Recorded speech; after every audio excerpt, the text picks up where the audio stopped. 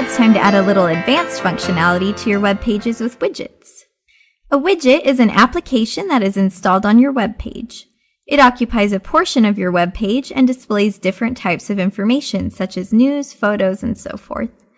Most likely you've seen widgets on other sites before. Perhaps you've seen calendars, clocks, or sections where news is presented. In this lesson, we're going to learn how to place the widgets on your web page using the ones Adobe Muse CC offers with the program. Muse CC offers 5 composition widgets you can place on your website. Composition widgets display content in a large window with smaller containers so users can navigate through the content. So let's talk about adding a featured news widget. You use the featured news widget to add news about your site. To add the featured news widget, open the page where you want to add the widget in Design View. Next, open the Widgets Library panel, which you can find over here. Next, expand the Composition section by clicking on the arrow. We want to add a featured news widget, so we'll click on that. And to add that to your page, click and hold down and drag it right onto the page. And you can move that where you want it to go. You can see the widget here has 3 content containers. One of the containers is showing on the page at a time. To the left of the content containers, you have the triggers. The trigger is what makes the content change. A trigger might be a click or a rollover. You can change the text on the triggers as well. Now, if you want to resize the widget, use the selection tool to select the widget, and then click on the component of the widget that you want to resize. Then just click and drag on the handles to resize, and the component in the widget resize for you. Now you can customize the widget to specify things such as the type of trigger, the speed the widget plays, and much more.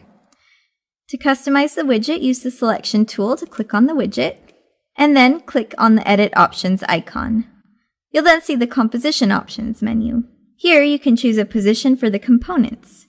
Stacked places each content piece on top of others. Scattered allows you to place each piece on the page.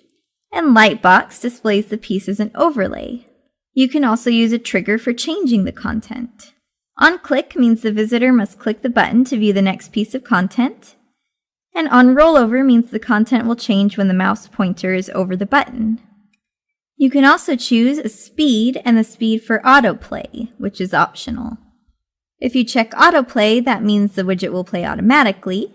You can also choose to only have it play once, and you can manually set the speed, or how many seconds you want it to autoplay or to resume after.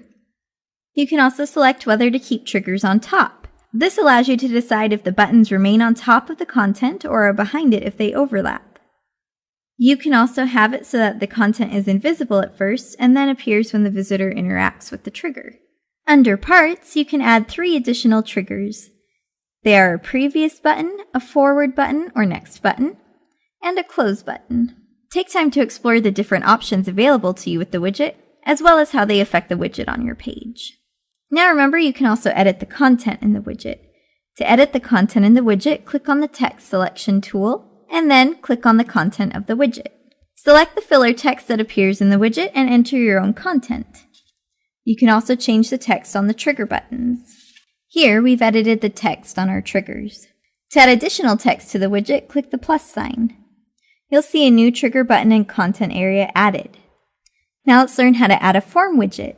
In addition to composition widgets, Muse CC also offers form widgets. Form widgets are simply forms you can place on your site for visitors to fill out.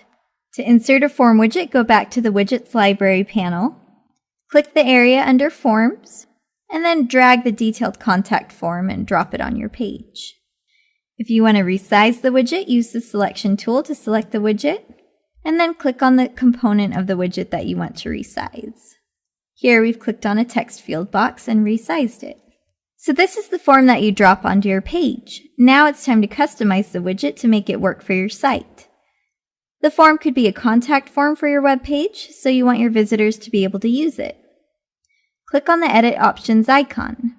Adobe Muse CC makes it really easy to get this form set up so it functions on your website. Let's go through the options. Form name is the name of the form. If you are going to put it on your contact page, you may want to name it Contact Form. Email to is the email address that the form will be sent to when someone fills it out. After sending, is where you let Adobe Muse CC know what you want to happen after the visitor sends the form. You can leave them on the page with the form or send them to a different page. You can even send them to a file. For example, you could use this form to gather information before giving someone a free ebook. Once they fill out the form, you can direct them to the ebook file so they can save it on their computer. Under standard fields, you can put a check mark next to the fields that you want to appear on your form. Remove check marks from any that you don't want to appear. Add custom fields allows you to add your own fields. You can add a field that allows for a single line of text, such as with a name field already on the form. And you can also add fields that allow multiple lines of text, as with the message field already on the form. To edit text on the forms, click on the Text tool, and then click on the text that you want to edit. You'll see this blinking cursor appear. Now let's talk about adding a slideshow. A slideshow, most of you already know, is a series of images with captions. Slideshows are excellent to put on pages because you can put multiple images in the slideshow, but it only takes up the space of one image. So to do that, go back to your widgets library, click on Slideshows, and then if you go through and click on each one, it gives you a preview up here of the slideshow. And again, you click and drag. So here's what that slideshow looks like. You can resize the images in the slideshow as well as the elements of the slideshow, such as triggers. To resize an image, use the Selection tool and click on the image. Drag on a handle to resize it. To resize elements, use the Selection tool, click on an element, and then drag it to resize. You can also customize the slideshow. As with the other widgets we've talked about in this lesson, you can customize the options for the widget by clicking on the Edit Options icon. To add images, click on the File folder to add images to your slideshow. Locate the image, click on it, and click Open, and this will replace the current image on your screen with the one that you've selected.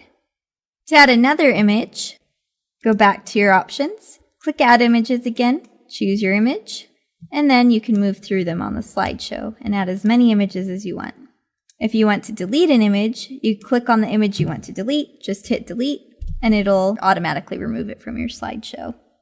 If you look at New Hero, this lets you choose how the thumbnails appear in the slideshow.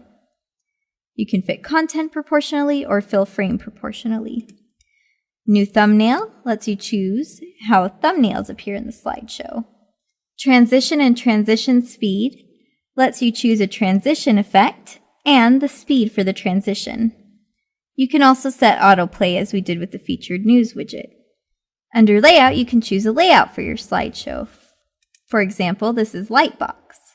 So you can go through the different layouts and decide which one you like. This is a full screen layout, and it will take up the entirety of your web page. Under Parts, select the parts that you want to use in your slideshow. For example, you could choose to have captions. Captions are displayed by default. You can also choose to have thumbnails of an image. And in addition, you can choose triggers such as previous and next or first and last. You can also have a counter which tells you what image you're looking at in a series and how many total images there are. You can see the default counter here in our slideshow. So again, just play around with these options until you get the look and feel that you want for your widgets.